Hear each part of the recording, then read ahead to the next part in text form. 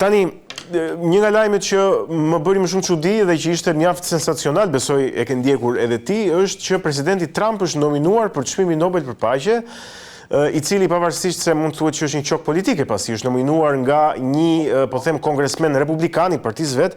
Megjithatë është një zhvillim i cili ka marrë jo pak vëmendje. Tani, në analizën tënde, çfarë e bën, apo nëse është, po themi, Trumpi apo jo, një paqebërës i madh i lindjes mesme?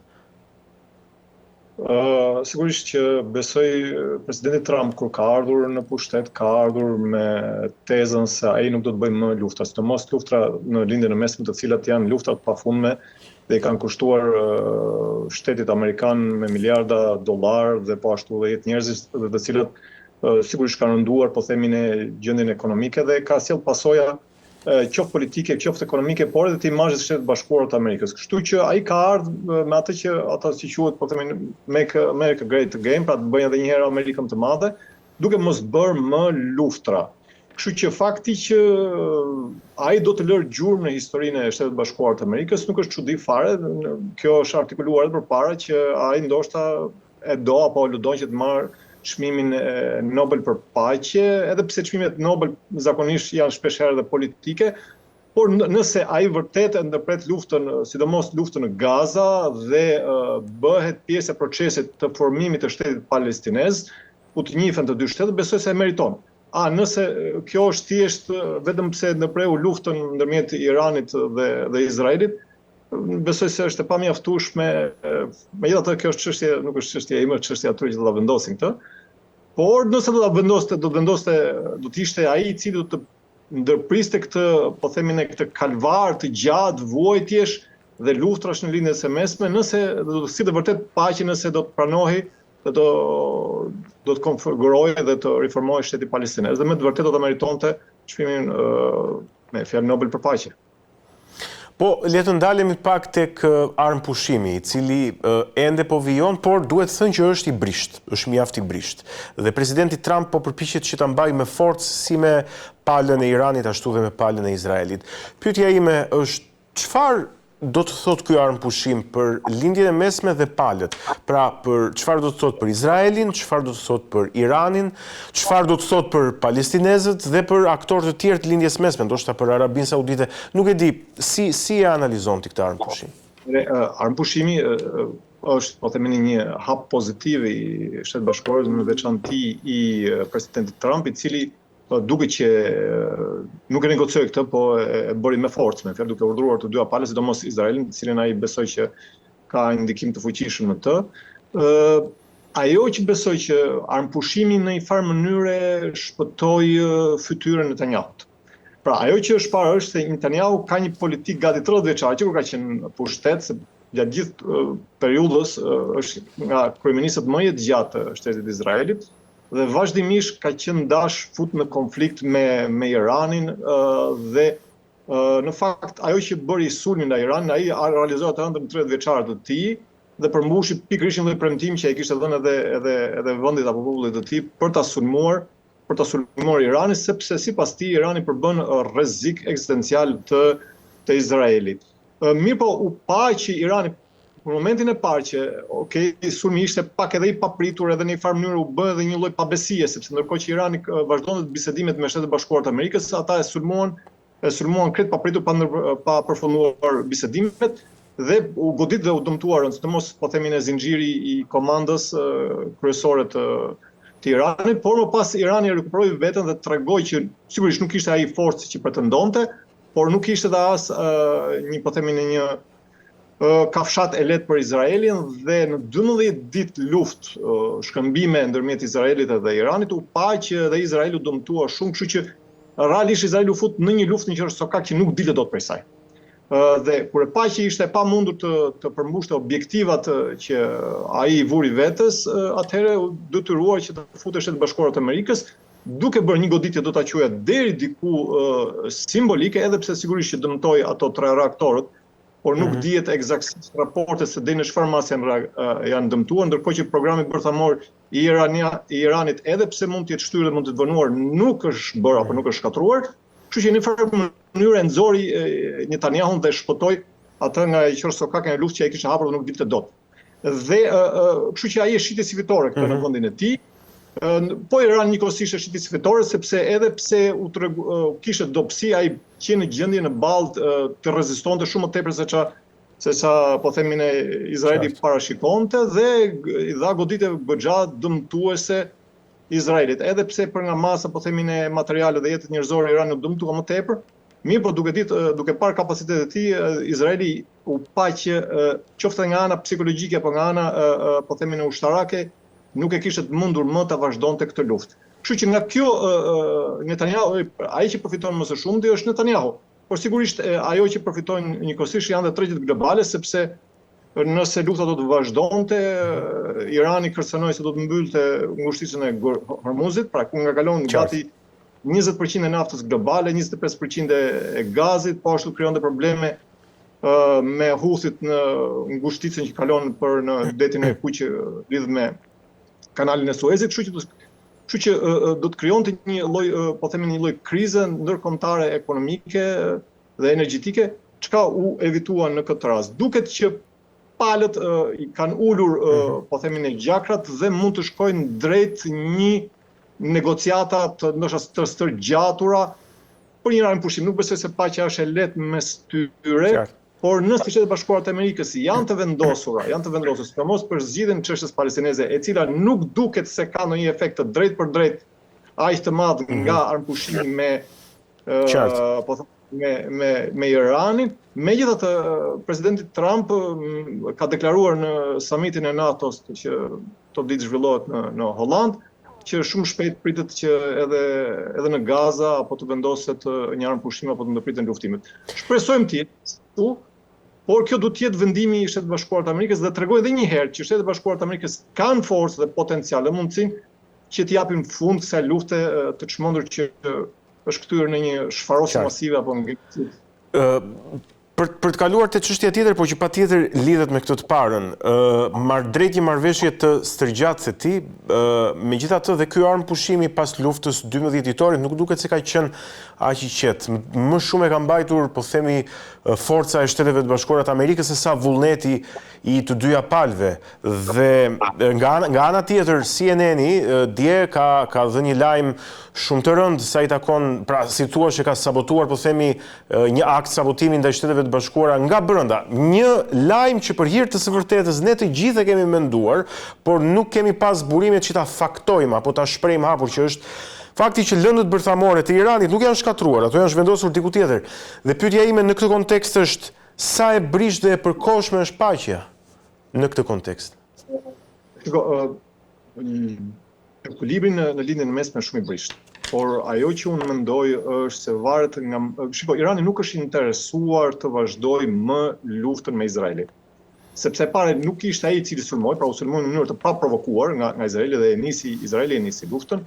E dyta, Irani nuk ka ndërmend të heqë dorë nga pasurimi i uraniumit dhe nga projekti i tij bërthamor, sepse ai këmbgullet deklaron që projekti im është paqësor për qëllime civile dhe kërkon rikthimin e marrëveshjes. Në 2015-2016 unë shkruan një marrëveshje ndërmjet administratës së presidentit Obama dhe Irani për heqjen e sanksioneve ndaj Iranit dhe për kufizimin e pasurimit të uraniumit duke u ketë 3.5 apo 4% për qëllime civile. Në momentin kur presidenti Trump u tërhoq në mandatin e parë, atëherë Irani përdori dhe rikthyen sanksionet, atëherë nuk bëri gjë tjetër vetëm se filloi të vazhdoi të pasurojë uraniumin deri në masën 60%. Pra jo në masën ku arrit që mund të bëhet bomba atomike, po gjithsesi afër. Duke përdorur këtë një lloj presioni. Megjithatë ai thotë që nuk ka vendim politik nga ana e Iranit për të bërë bombën atomike. Këtë e ka konfirmuar edhe shërbimi informativ kombëtar me fjalë në mars të Shtetit Bashkuar të Amerikës, Tulsi. Drejtoresha Tulsi Gabbard, po. Po, edhe pse tha që u keq kuptuan, në fakt ai është raport i shkruar. Ajo nuk ka thënë gjë tjetër përveç se që është shkruar. Kështu që a ka potencial Irani për ta bërë atë? Sigurisht që mund të ketë. Po, ka vullnet politik, deri tash nuk duket që ka vullnet politik, ama me këtë sulm që u bën mund të rrezikojnë që ai ta vazhdojë projektin bërthamor të tij në fshehtësi, për të siguruar jo për të sulmuar Izraelin, por për të mbrojtur vetveten. Dhe njëjtën gjë që ka edhe, po themi, në Korea e Veriut, në shumë shteteve për armën bërthamore për të mbrojtur veten pra mos u sulmuar. Nëse Irani do kishte armën bërthamore, nuk do të kishte zhvilluar ky sulm nga po themi nga Izraeli, ndërkohë që dihet që Izraeli posedon e posedon armën bërthamore. Kështu që me fjalë kjo është qëndrimi, po themi, me dy standarde në këtë rast. Për të vazhduar pak këtë linjë, pak orë përpara se të presidenti Trump të shpalte armëpushimin, unë gjithmonë i qëndroj desi një armëpushimi të sforcuar, cilin e mban presidenti Trump me shumë përpjekje dhe shumë force dhe duke po themi pothuajse kërcënuar të dyja palët për mbajtjen e këtij armëpushimi. Po pak orë përpara se të shpalte armëpushimin, Irani sulmoi me raketa bazën ushtarake amerikane Al Udeid në Katar. Tani, unë dua të bëj një pyetje, të cilën e kam menduar, por është gjej rastin që ta shpreh dhe ndoshta ta diskutojmë pak bashkë. Duke qenë se në këtë bazë nuk u raportua asnjë person i lënduar, po themi, u dyshua se amerikanët ishin njoftuar për sulmin dhe patën kohë të largoheshin. Tani, a është ky tregues për fakti që mund të ishte një sulm i orkestruar dhe i paramenduar i gjithi? A është ky tregues se gjithçka që ne kemi parë në televizor gjatë këtyre 12 ditëve në fakt është një teatër i negociuar për të arritur diçka, nëse po cili do të ishte qëllimi, ose nëse jo, çfarë mendon? Atëherë do kemi parasysh, presidenti Trump u shpreh me fjalë në rrjetin social Truth, me fjalë ku ai u deklaroi që reagimi i Iranit ishte i dobët dhe duke ndjekur dhe lajmet nga lindja e mesme, shumica e raketave të Iranit u perceptuan apo u eliminuan që në ajër nga mbrojtja ajrore e Katarit apo bazat amerikane që janë aty. Dhe vetëm një apo disa u lanë që të binin sepse ishin të parrezikshme. Dhe Irani e ka informuar përpara Shtetet e Bashkuara të Amerikës se do të godiste. Duhet kemi parasysh që Irani nuk mund të dilte nga kjo luftë pa mbrojtur, po themi, në fytyrën apo nderin e vet. Kështu që mirë, po dhe kjo u tolerua nga Shtetet e Bashkuara të Amerikës. Ka një histori të ngjashme kur Shtetet e Bashkuara të Amerikës, presidenti Trump në mandatin e tij të parë vrau një nga komandantët më të rëndësishëm, generalët më të rëndësishëm të Qasem Soleimanin. Dhe ndodhi po e njëjta situatë. Me fjalë, ata pa një lloj informimi, goditën një nga bazat ushtarake amerikane në Irak, duke mos u vrarë asnjë amerikan dhe njoftuar përpara. Pra, duhet kemi parasysh që shtetet kanë edhe duan të dalin nga konflikti, mirë, po për politikën e brendshme dhe për frontin e brendshëm duhet të ruajnë fytyrën e tyre. Pra, ti më godite mua, kështu që unë do të godas ty, edhe pse unë nuk dëmtoj ty. Pra, Irani nuk ishte interesuar të hynte fare në luftë me Shtetet e Bashkuara të Amerikës. Shtetet e Bashkuara të Amerikës e goditën për hesap apo për llogari të Izraelit dhe presidenti Trump nuk donte të vazhdonte me këtë luftë, donte të jepte fund asaj dhe kështu që toleroi, po themi ne, goditjen e bazës ushtarake, nëse është goditur deri diku. Faktikisht ka rënë, sepse unë kam miq të shoh në Katar dhe ka rënë, po ka qenë jashtë qytetit dhe nuk është se ka bërë ndonjë dëm. Pra nuk është momenti i fundit, po themi, momenti i fundit është një lloj iskenimi loje, por vetë lufta ndërmjet Izraelit dhe Iranit nuk është lojë. Pra është një armiqësi reale dhe ka një luftë reale që asnjë prej palëve nuk mund dilte i fituar, por mendoj se në afat gjatë ai që do të ishte më i dëmtuar ishte Izraeli, sepse në luftë kur hyet me objektiva të qarta dhe ajo ato objektiva nuk mund të realizonte dot, dhe duket që nuk e ka realizuar për te faktit që Netanyahu e shiti ato si fitore, por ndërkohë dhe Irani është duke festuar fitoren, me fjalë, në Teheran. Qartë. Ti pak më parë përmende çmimet e naftës dhe fatmirësisht për ne që jemi konsumatorë dhe që nuk jemi as pjesëmarrës dhe as përfitues nga asnjë luftë, do të thoja çmimet e naftës ranë menjëherë sapo u shpall armëpushimi. Por ekspertët natyrshëm paralajmërojnë se një dështim i armëpushimit mund të rrisë sërish çmimet e naftës. Tani, nga gjithçka që ka ndodhur 12 ditët e luftës, kujt mendon se do t'i shërbente një shprishje e ekuilibrave dhe rritje të çmimit të naftës? Çmimet e naftës u rritën sigurisht duke pas një lloj rezerve energjetike dhe duke qenë se pesha e gjirit me fjalëmarrjes së naftës prandaj ka rënë deri këtu, po u rritet për shkak të embargos që është bërë, po themi ne, rusisë, çmimet e naftës nuk u rritën me atë përmas që pritet, sepse do të rriteshin nëse Irani do të bllokonte ngushtisjen e Hormuzit. Por mos harrojmë që Kina është nga përfituesit më të mëdhenj të naftës iraniane. Dhe presidenti Trump në momentin e parë kur goditi, po themi ne, ato reaktorët bërthamor të Iranit, i kërcënoi kryesisht, po themi ne, kompanitë amerikane të mos spekulonin me çmimin dhe në momentin pasaj që u vendosë armëpushimi dhe ato çmime që ishin ngritur ranë. Du të kemi parasysh që bota ka krijuar një lloj rezerve energjetike për një periudhë kohë, ndaj dhe çmimet nuk kanë luajtur shumë. Por në një krizë të së gjatur, çmimet do të reagojnë dhe do të jetë negative dhe ajo që do të ndikojë do të jetë gjithë për shembull Europa. Europa e cila mbasi ka bërë embargo i Iranit, Rusisë, naftën e merr tash kryesisht nga lindja e mesme. Dhe do dëmtojë gjithashtu edhe Kina. Ajo që do të përfitonte ndoshta do të ishte Rusia, e cila do të fshiste më shumë naftë për vetë faktin që posedon naftë. Megjithatë edhe besoj se edhe Shqipëria do të prekë sepse edhe në një pjesë ne vetë marrim një pjesë të madhe të naftës e marrim nga jashtë, kështu dhe nafta është çmim global, kështu që do të ndikojë edhe tregujon i naftës. Edhe pse, edhe pse pushimi është i brisht, Irani nuk është interesuar ta vazhdojë luftën. Absolutisht. I vetmi që është me pyetje, ngelet me pyetje, nëse Izraeli apo Netanyahu kërkon ta vazhdojë këtë luftën sepse shikon që nuk kanë përmbushur objektivat.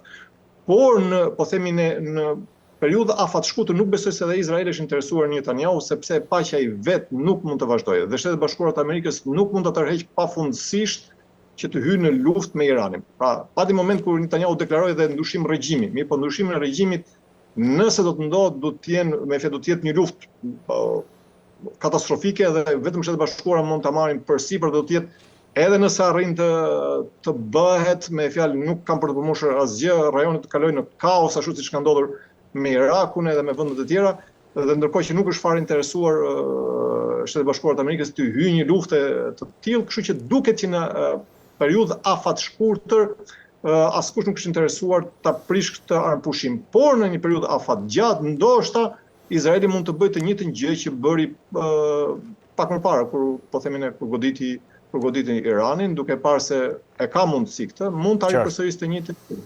Por besoj ndoshta për momentin jo, edhe pse për shkak të presionit që ka nga Shtetet Bashkuara të Amerikës, që treguan që janë vërtet potencialet të mundshëm për t'i vënë kufirin, po themin e këthana Izraelit, kur thonë mjaft. E fjalë Jerusalem Post kishte një artikull ku tregonte se si presidenti Trump në komunikimin me Netanyahu kishte qenë goxha irrituar dhe kishte folur me ton që i kishte thënë që mjaft tash dhe mos godit më të riqi avionët mbrapsht. Në fakt, unë e kisha një nga pyetjet, bisedën që ka ndodhur mes presidentit Trump dhe kryeministrit Netanyahu dhe ishte një bisedë mjaft e ashpër, gati e pabesueshme për ata që lexonin duke pasur parasysh se janë aleatë, ndoshta aleatët më të ngushtë që mund të ekzistojnë, po themi, në strategjinë ushtarake. A mendon se ishte vërtet një bisedë aq e ashpër apo dikush po luante blof aty? Jo, besoj se e tillë. Shikoj, të kemi parasysh realitetin në Shtetet Bashkuara të Amerikës. Në Shtetet Bashkuara të Amerikës është ajo që quhet lëvizja MAGA, atë një pjesë goxha interesuar amerikanëve, po edhe politikanëve, po edhe brenda të djathtas dhe republikanëve, që nuk duan më konsum dhe shpenzime dhe luftë për tepër të Shtetet Bashkuara të Amerikës, të cilat i kanë sjellë më shumë dëm të duan Amerikës se e kanë sjellë dobi, kështu që ata duan ta rikthejnë ekonominë dhe vëmendjen brenda vendit për të përmirësuar atë dhe për të kapur ritmin dhe konkurencën që kanë me Kinën, kështu që nuk janë të interesuar as pak. Dhe duket që ky grupim ka goxha forcë në ndikim tek presidenti i Shtetit Bashkuar Trump, i cili e ka thënë që nuk do të bëjmë luftra ose do të bëjmë paqe. Pra paqe përmes forcës, thot presidenti. Kështu që nuk besoj, por mos harrojmë diçka që është tepër e rëndësishme për të theksuar, lobi hebre në Amerikë është ai i cili në farë mënyre ka marrë deri diku, nëse mund të themi, peng politikën e jashtme të Shtetit Bashkuar të Amerikës, sidomos në çështjen e lindjes së mesme, të cilët imponojnë përmes, po themi, asaj që quhet një si deep state apo administrata dhe pjesa e këshilltarëve që kanë, imponojnë ata janë sionistë në fakt dhe mbështetin gjithkohon shtetin e Izraelit në mënyrë të njëanshme edhe krejt pa drejt. Përveç kësaj ka dhe një faktor që është faktori brendshëm fetar, që ata në të që njihen kristianët sionistët, por duket që ndoshta trusnia e tyre është më tepër vota se sa trusni, po themin, ekonomike apo politike, siç ka AIPAC-u dhe lobi hebre. Kështu që varet se si do të zhvendosen ekuilibrat brenda Shtetet Bashkuara të Amerikës dhe sa do të jetë presidenti Trump të ruajë këto ekuilibra për të përmbushur qëllimet e tij, që ai nuk duket se anon nga interesat, po themin, hegemoniste të Izraelit. Kjo është çështje betejë e brendshme. Po lexoja një artikull në një gazetat ose revistat prestigjioze Foreign Affairs, me që është e njohur, dhe ai jepte disa mundësi me festësi është arsye që pse presidenti Trump ka një lloj politike të paqartë apo pak rrëmuj me qëndrimet e tij kontradiktore shpeshherë ndaj lindjes së mesme, dhe ai jep disa mundësi, dhe mundësia më e madhe thoshte ai për shkak të përplasjes që ka brenda vetë republikanëve për qëndrimet që duhet mbajt ndaj Izraelit. Pra deri ku shkon mbështetja jonë për Izraelit? Deri në një lloj absurditeti për ta mbajtur hegemonia atë, apo thjesht për ta mbrojtur ekzistencën e tij si një aleat jon që ekziston atë, jeton atë, ndodhet në atë rajon. Edhe e fundit, po jo më pak e rëndësishme. Nga Shtetet e Bashkuara të Amerikës do hidhemi te dy superfuqitë e tjera globale, që janë Rusia dhe Kina. Pyetja ime është, nëse Kina është më i qartë sa i takon mbështetjes që ka për Iranin, sepse dhe interesi i Kinës është më i qartë dhe më i kthjellët, është përfitimi nga karburantet e Iranit dhe hapja dhe zhvillimi i rrugës së tregjeve kineze përmes Iranit. Po Rusia, a mund të themi që pavarësisht deklaratave të presidentit Putin, që mund t'i shohim si deklarata formale, po themi, në takimin e para 2 ditëve me ministrin e jashtëm iranian, në fakt e ka lëshuar Iranin? E ka lëshuar Iranin për Ukrainën, që të kuptohemi. Këto janë pastaj çështje që nuk mund të dim, pastaj këto janë çështje që luhen në tavolinë, por nuk shtetet nuk kanë politika interese në radhë parë dhe shikojnë interesat e tyre. Një luftë e stërgjatur në lindjen e mesme mes Shtetit Bashkuar të Amerikës dhe Izraelit dhe Irani do të interesonte po themin e Rusisë, sepse do ta tërhiqte nga vëmendja atë dhe gjithë shpenzimet dhe kostot do të shkonte aty. Përveç kësaj, presidenti Putin ofroi edhe veten si ndërmjetës ndërmjet Izraelit dhe Iranit, që do të thotë që ai donte të rikuperonte atë pozitë, po themin e politike të humbur dhe imazhin që dhe po duket që presidenti Trump nuk ja dha. Po themi, lufta që ndodhi aty dhe vazhdon të ndodhë është në interes të Iranit, në interes të Rusisë, sepse tërheq vëmendja nga Ukraina. Por ndërkohë aleanca, po themi, marrëdhëniet ndërmjet Rusisë edhe Iranit nuk janë deri në atë pikë sa Rusia të rrezikojë çdo gjë për Iranin. Në fundit janë marrëdhënie shkëmbimesh, ata kanë marrë dhe kanë dhënë, dhe po themin e Rusisë intereson të ruaj pozitët e veta apo ekonominë dhe hegemoninë apo situatën që ka në rajonin e vet. Kështu që më tepër e përdor, kam bindjen që më tepër e përdor çështjen e Iranit sesa ka një lloj aleance, po themin e vllazërore mes Iranit dhe Rusisë, për të shkuar deri në fund. Në fundit, nëse është bërë në një, se nuk dihet akoma, është bërë në një, po themi, në pazar në tavolinë, mundet që ai edhe ta lëshojë Iranin për të marrë një lloj koncesioni paqen me Ukrainën. Megjithatë kjo është diçka për të parë, është hipotetike sepse asgjë nuk ka mbi tavolinë. E fundit fare, për të qëndruar te Rusia, duke ju referuar deklaratës së Dmitri Medvedev, që tha ka shumë shtete që janë të gatshme tani të japin mbushje bërthamore Iranit. Nuk e di, a mendojnë që Rusia do të ishte një nga këto shtete që mund të jepte mbushje bërthamore Iranit, se kjo do ta bënte vërtet interesante situatën tani pas rëmpushimit? Reagoj edhe presidenti Trump. Besoj, do të kemi parasysh që besoj se shumë prej deklaratave që jepen në moment të lufte janë edhe po themi në pak fucka ose për çështje personale me fjalë. Edhe presidenti Trump bëri të tilla deklarata, i kundërshtoi ata, por besoj jashtë në kuadër të një lloj loje nervash, ndërkohë që edhe Rusisë nuk i intereson, askujt që ka bombë bërthamore nuk i intereson që qoftë edhe një, po themi, një mik i tij ta ketë, do që ta ketë vetë, nuk do që ta kenë të tjerë. Megjithatë, nëse situata mund të shkojë shumë ekstreme dhe Irani dërohet, atëherë do ta blenë me sa frëngu punën, siç e themi. Por nuk besoj në situata deri aty, por ndërkohë që presidenti Putin ofroi një marrëveshje, tha nëse ju atë uraniumin e pasuruar që është mbi 60%, që është duke mund ta rezervoni ose mund ta vendosni në Rusi për të pasur një lloj sigurie që Irani nuk do të bëjë bombë bërthamore. Ofroi si opsion në atë moment e parë se të goditej nga Shtetet Bashkuara të Amerikës, që tregon që nuk është e interesuar Rusia për t'i dhënë armë bërthamore Iranit, nuk do një fuqi bërthamore në rajon aty. Qartë. Megjithatë çdo gjë mund të vaki sepse politika është shumë dinamike dhe ngjarjet rrjedhin çfarë thot populli çfarë të sahati nuk sill moti. Qartë. Justin